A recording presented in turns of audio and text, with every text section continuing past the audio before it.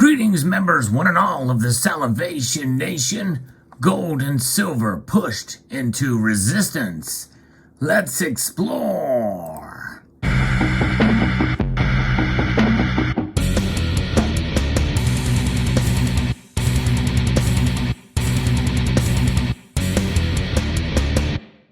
Indeed, the metals markets have been hit in the opposite direction. They went up a little bit today, but there are some pullbacks, some fairly big pullbacks, especially for silver, as is usually the case.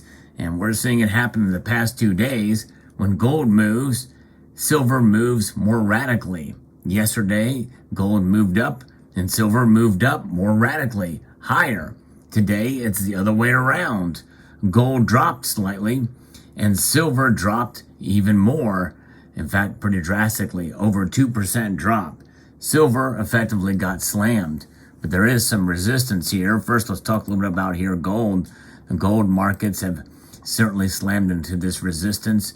They've rallied a little bit during the trading session on Thursday, and they did reach just above $1,900, and that's today, but then pulled back. And so gold markets have rallied a bit during the trading session on Thursday, according to this article here from FX Empire.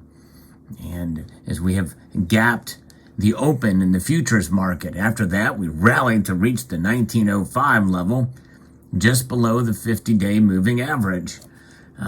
Ultimately, this is the market that will find a reason to pull back, mainly due to the fact that this is an area that seems to see very noisy. And of course, we are between this 50-day and 200-day estimated moving average, or exponential moving average. That being said, it's interesting that we broke above the inverted hammer. If you look at the technical analysis sign there, all things being equal, the market looks as if it's an area that is going to cause a lot of compression and inertia building, and therefore would not be a huge surprise to see the market explode in one direction or the other, especially with the Federal Reserve committed to raising interest rates 50 basis points next time they meet in June. In fact, this will happen over the next couple of months, although the market reacted positively when the Federal Reserve Chair said that everything is basically okay with the economy and they're on target with what they're doing now and won't need to raise it 0.75 of a percentage point. So there is that aspect too, and of course that involves some psychology, and people feel like, okay, well, if Jerome says everything is okay, then I guess it is. But notwithstanding, that was yesterday. Today is a different day, folks. Gold and silver are down a little bit. Well, down just a little bit compared to the Dow Jones Industrial Average, which is down over 3% now. It lost 1,063 points as I record this video. NASDAQ dropped even more, with almost a 5% drop, down over 640 points. Pretty amazing. The S&P 500 is also down 3.5%, but major mainstream media outlets say, hey, this is normal. Well, I don't know about you, but a 1,000 point drop in the stock market, at one point over 1,300 points, is not normal to me. And this is one reason why I don't really like to dabble in that area of the markets. I like safer asset classes like silver and gold. As you can see, they lost some, but not as much as the others. Platinum and palladium are down. Even rhodium took a pretty big hit. Rhodium, though, took a hit, and palladium about the same as or equal to the Dow Jones and some of these other commodity or some of these other investment vehicles, the stock market. Nonetheless, very interesting to see. And so where is this now? It's finding resistance, and the resistance is kind of where we are at. It's now below $1,900. It hit resistance one way, and now the other direction would be around $1,800.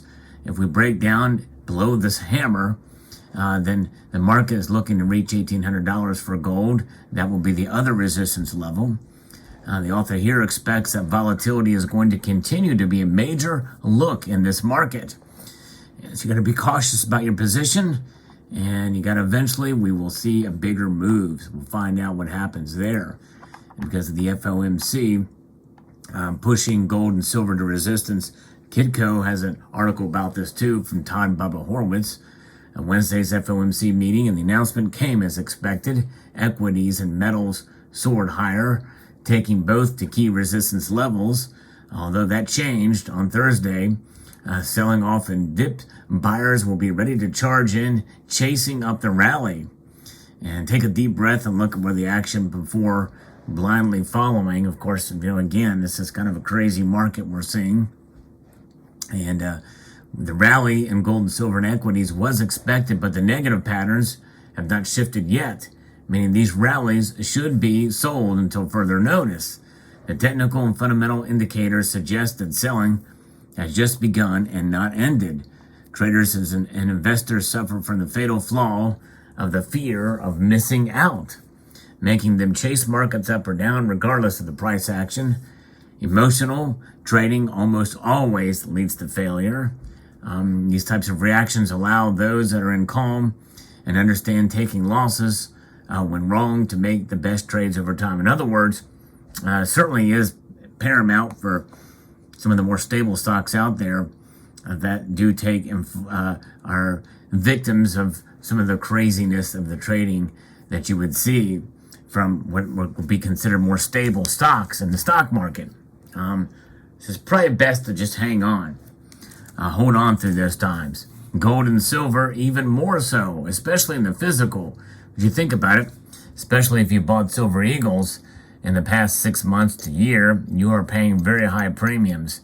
I'm not buying Silver Eagles for that reason. But nonetheless, the ones that I did buy, I'm not selling them either. Hang on to them. This is what you should do in this market whenever you see the prices go low. You're not going to lose out until you sell or have to sell. And that's when the pain is really going to come if you have to sell your precious metals. And this is why I've always cautioned about just putting all your eggs into one basket. And those eggs being made of gold and silver into a copper basket, let's just say. It's advisable not to do that. It's more advisable to hang on to them. It is a savings account of last resort.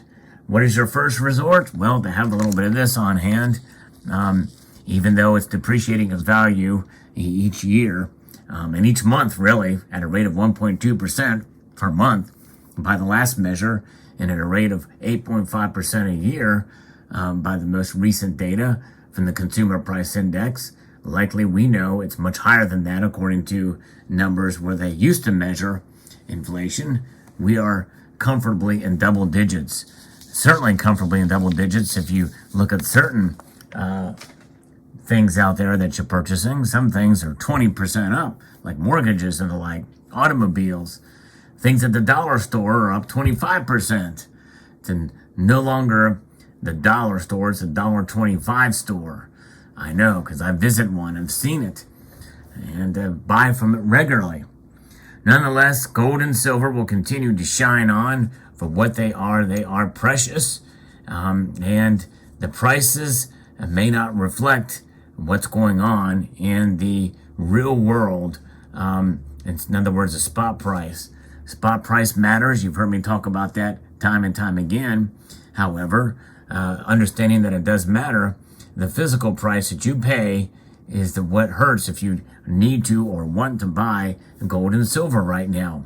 Now, one thing that is for certain, especially when people think about gold and silver, a lot of people that don't accumulate precious metals, well, it's Mother's Day weekend. Jewelry is bought, gold and silver jewelry. Jewelry prices are going up, according to a news report just out today that talks about inflation and how it's having an effect on the jewelry market. And that's just it. Inflation is a factor, folks.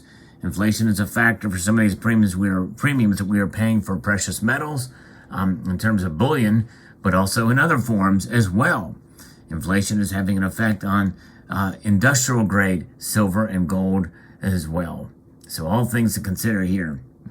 In other words, the premiums that we are paying likely are not going to go down much anytime soon. Now, if demand stops or slows down dramatically, it's never going to stop, but if it slows down dramatically, we may see them pull back somewhat. But I doubt we're going to ever see the glory days pre-pandemic with premiums. So therefore, I would encourage you just to hang on to your gold and silver. What do you have to lose? The only time you lose is when you sell. And understand these markets, they are volatile, and precious metals are not immune to that, sadly. But over the course of a long enough time, gold and silver will do what they have done for centuries, preserve your wealth. You just got to be patient. Patience is a virtue. So there you go. Let me know what your thoughts are in the comment section below. I'd like to extend a multitude of gratitude to you all for taking the time to watch, and to encourage you to please rate, share, comment, and subscribe.